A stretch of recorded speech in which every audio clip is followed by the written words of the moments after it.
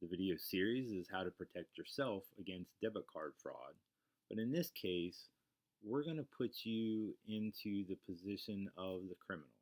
And we're going to walk you through the art and the science of how they steal your information and how they use that to cash in and make money for themselves.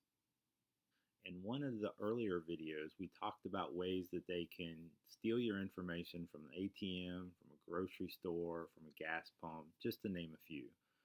In this educational video series, we're going to specifically target how they steal it from the ATM. They'll insert what's called a skimmer.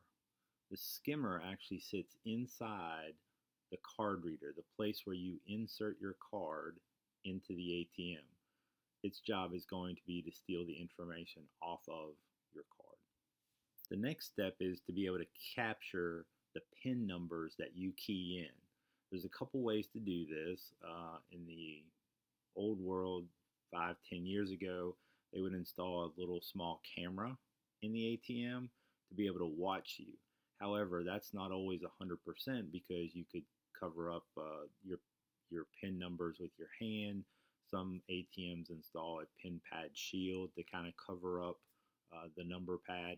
So they've got a little more crafty now, and they've created their own versions of these PIN pad covers. They lay it over top of the PIN pad, as you can see in this picture, and it will capture the numbers that you key in and the sequence in which you key them.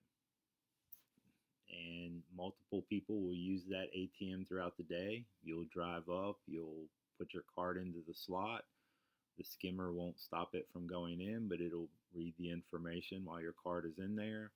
You'll enter your PIN numbers on the pad. It will record that information, and you drive away with your ATM withdrawal as if nothing happened.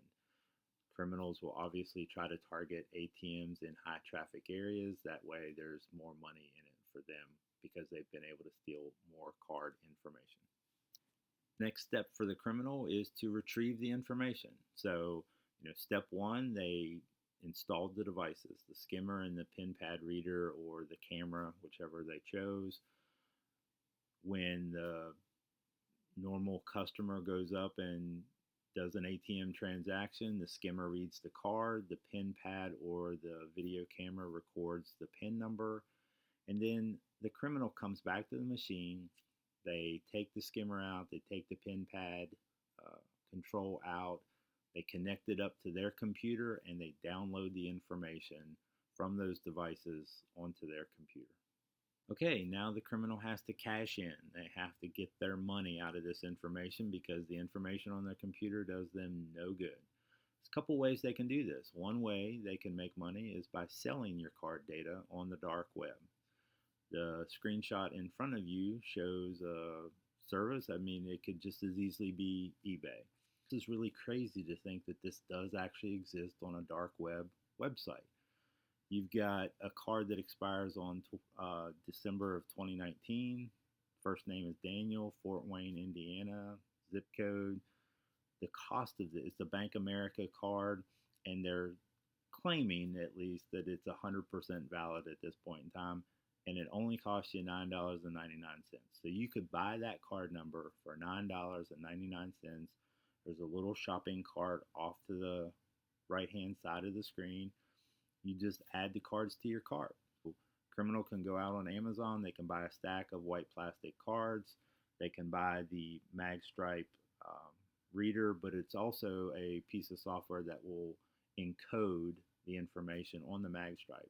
With that white plastic, nothing else other than that white plastic and the MagStripe, they can go back to any ATM.